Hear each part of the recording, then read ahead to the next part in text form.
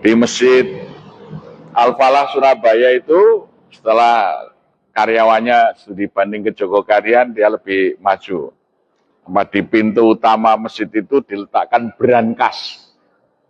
Brankas Pak, jadi nggak bisa diangkat berat itu. Ternyata kalau tahun sebelumnya itu setahun cuma sekitar ya infaknya itu 200-an miliar itu, meningkat hampir 500 miliar itu. Karena banyak bendel. Sebab kalau orang mau bayar, kemudian teradministrasi, itu sekarang orang takut tuh Pak, dikejar pajak. Jadi dilaporkan di keuangan masjid, ada infak dari Bapak H, sekian ratus juta gitu. Petugas pajak baca, didatangin orang ini. Loh ini kok belum dilaporkan ini pajaknya. Jadi orang nyumbang masjid aja malah jadi repot dikejar oleh petugas pajak sekarang ini ya. Karena negara kita yang kaya raya ini belum untuk rakyat. Jadi rakyatnya masih harus bayar pajak ya. Saya ke Bangka Belitung itu saya nanya gubernur di sana, Pak Gubernur, APBD Provinsi Bangka Belitung itu berapa? Oh, 1 tahun 1,3 triliun. Ternyata timah yang dikorupsi di Bangka Belitung itu 300 triliun. Jadi sebenarnya tanpa pajak itu bisa lebih dari 200 tahun dari hasil timah yang dikorupsi aja sudah cukup itu. Ya. Nah, bayangkan sekarang ini laut aja sudah bisa dijual pakai sertifikat kok. Sebentar lagi mungkin langit juga dikapling-kapling. Ini. Jadi apa yang menjadi sebab? Sebabnya orang baik tidak mau menjadi pemimpin. Karena dosanya para pengurus masjid yang melarang bicara politik di masjid. Akibatnya politisi-politisi jahat dan busuk yang menjadi pemimpin di negeri ini. Ya, sampai DKM-nya ingatkan, Pak, jangan bicara politik di masjid ya. Akhirnya raja korupsi itu jadi presiden. Untung kita cuma juara 3 ya. Ya gitu. Jadi akhirnya koruptor-koruptor itulah yang duduk jadi anggota dewan, yang duduk jadi wali kota, duduk jadi gubernur, duduk jadi komisaris perusahaan. Karena dosanya para pengurus masjid yang melarang rakyat melek politik lewat khutbah-khutbahnya di masjid. Kalau kita mau membangun Indonesia yang baik, masjid harus memberikan pendidikan politik kepada rakyat. Di Indonesia itu kelemahannya cuma satu, rakyat tidak bisa milih pemimpin, itu saja. Karena apa? Karena masjid tidak mendidik rakyat untuk ngerti cara memilih pemimpin. Itu dosanya DKM-DKM yang melarang ceramah dan khutbah di masjid tentang politik. Masjid itu rumah siasah. Apa itu siasah? Rumah untuk mendidik politik bagi rakyat. Insya Allah nanti lahir dari masjid pemimpin-pemimpin yang baik. Ya, jadi jangan sampai setiap khotib mau naik, Pak, jangan bicara politik. Wah, kalau di Masjid Jogokarian, khotib yang tidak bicara politik, coret, tidak boleh khutbah. Itu, jangan sampai penakut-penakut menjadi khotib. Dulu Khalifah Malik bin Marwan datang Jumatan, khotibnya karena melihat Khalifah datang mendoakan mudah-mudahan Khalifah panjang umur, sehat. Malah Khalifahnya marah, kamu turun, kamu belum bisa khutbah. Khalifah Malik bin Marwan naik mimbar, ngajari kepada khotib caranya khutbah.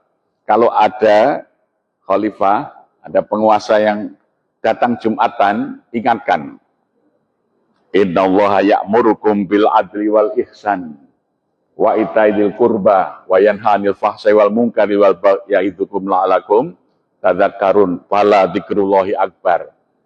Nah, maka sekarang banyak khotib yang membaca itu, tapi hanya membaca kok, tidak menuding pejabat yang duduk di situ. Mestinya innallaha ya'murukum bil adli.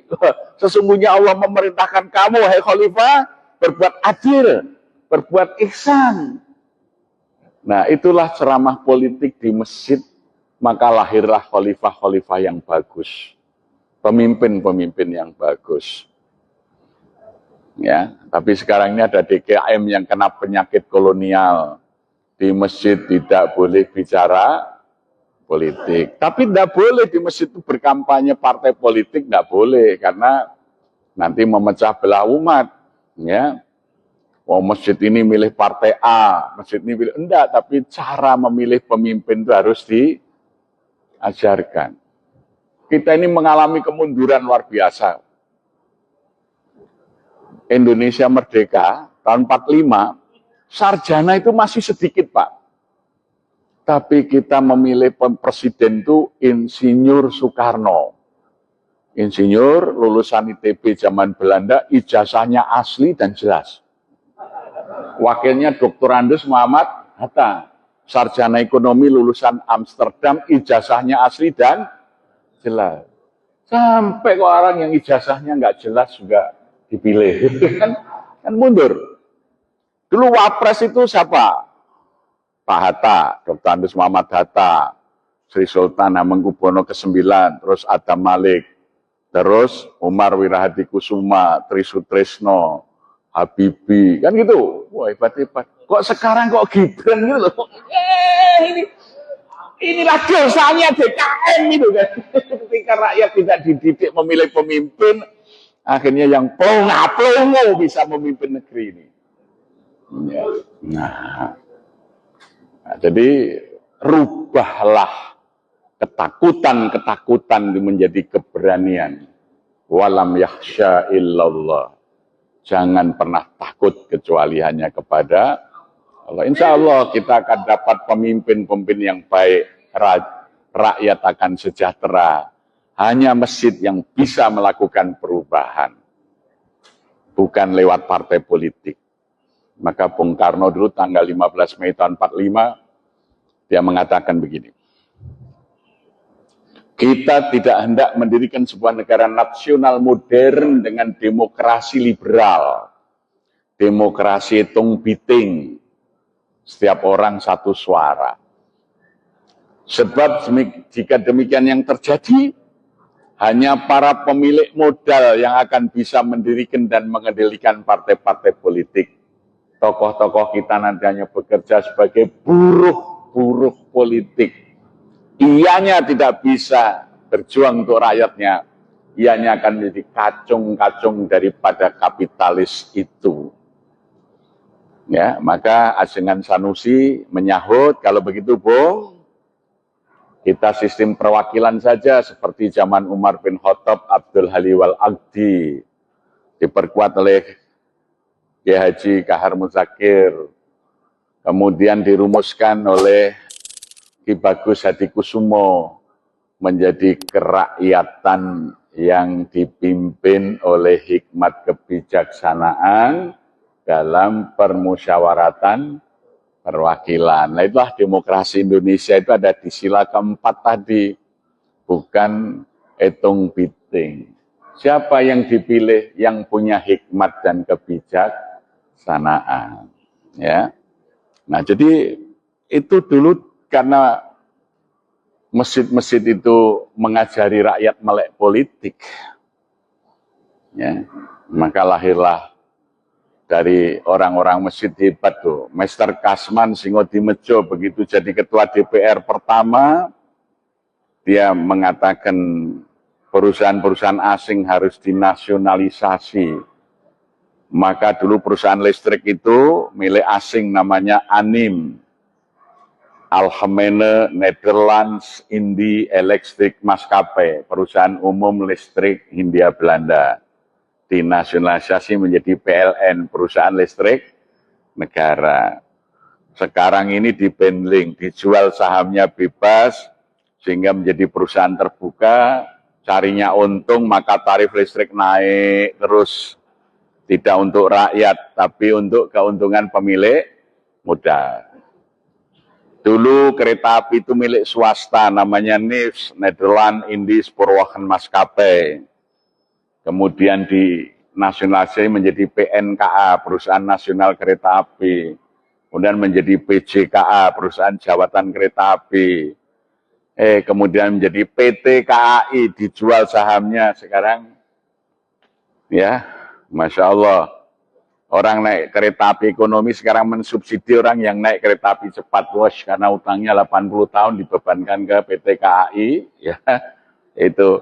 Sehingga kalau panjenengan Anda naik kereta api ekonomi, tiketnya sudah termasuk tiket ikut nyicil bayaran utang kereta api cepat itu yang Anda tidak naik itu.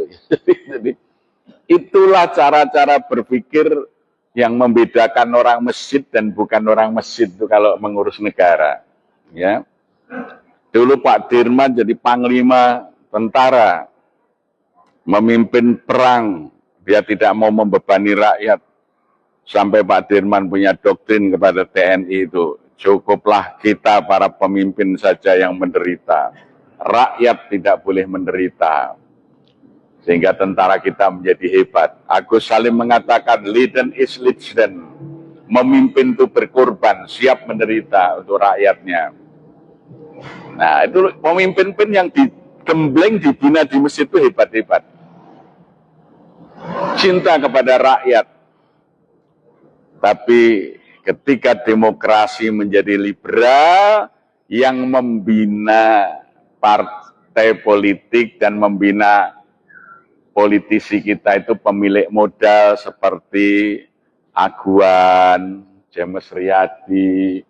Akhirnya pagar laut aja nggak ngerti siapa yang pasang, lautnya sudah dikapling-kapling. Masya Allah, negeri ini mau kemana? Itu masjid harus bisa mengembalikan daulat rakyat. Nah itulah, kalau DKM-nya hidup, insya Allah bangsa ini akan menjadi bangsa yang maju dan sejahtera.